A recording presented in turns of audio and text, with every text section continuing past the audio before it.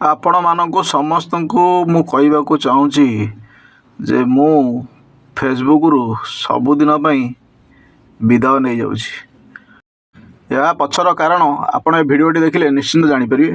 ଆଗ ଭିଡ଼ିଓଟି ଶେଷ ପର୍ଯ୍ୟନ୍ତ ଦେଖନ୍ତୁ। ବୁଢ଼ା ମଉସା ତାକୁ ମୁଁ ଦଉଛି, ଅପେକ୍ଷା କରନ୍ତୁ ଆଉ ଅଳ୍ପ ଦିନ। ସେ ବୁଢ଼ା ମଉସାକୁ ମୁଁ ସାଇଜ କରିବି।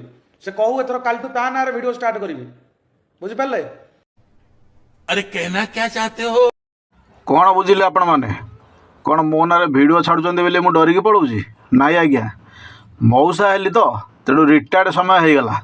ସେଥିଲାଗି ମୁଁ ମୋ ଆଡ଼ୁ ଅବସର ଘୋଷଣା କରିଦେଲି।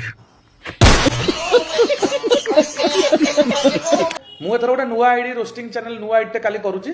ନୂଆ ଆଇଡିଟେ କରିକି ତାରି ଭିଡ଼ିଓ ଖାଲି ଛାଡ଼ିବି, ଆଉ 0 ଫଲୋଅର୍ସରୁ ଛାଡ଼ିବି।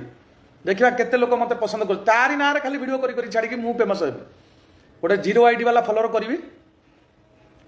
ନାଇଁ 0 ମ୍ୟାଡ଼ାମ, କାଲି ଗୋଟେ ମୁଁ କରୁଛି ରୋଷ୍ଟିଂ ଚ୍ୟାନେଲ ଗୋଟେ କରିବି 0 ହେଲା। 0 ଆଇଡି ବାଲା ଗୋଟେ ରୋଷ୍ଟିଂ ଚ୍ୟାନେଲଟେ କରିବି। ତମେ ଯଦି ରୋଷ୍ଟିଂ କରିବ ଭାଇ, ଫୁଲ କିଏ ମାଗିବ ନା? ସେ ଚ୍ୟାନେଲରେ ଆରମ୍ଭ ଫୁଲ ବେପାର ଆଉ କରିଦେବ। ଖରାବେଳେ ସକାଳେ ରାତିରେ 3 ବେଳେ ଗୋଟେ 3ଟା ଚ୍ୟାନେଲ କଲେ କିଛି ଭଲ ଫୁଲ କଲେକ୍ସନ୍ ହେବ। ଆଉ ସଂସାରରେ ଏତେ କ୍ରିଏଟର ପାଉଛନ୍ତି, ତାଙ୍କ ସହିତ ମିଶିଛି ପଇସା ଖାଉଛି ବୋଲି ତାଙ୍କୁ ରୋଷ୍ଟିଂ କରିବନି। ମାନେ ଏଡ଼େ ହିଂସିକୁଟିଆ ମଣିଷଟା, ସେଇଟା ମୋ ଜୀବନ ବୁନିଆଦରେ ଦେଖିନି। କାନ୍ଦେନା ରେ ମୋର କୁଣି ଧନ, ତୋ ପାଇଁ ରଖିଛି ମୁଁ ଫୁଲ ବିହନ।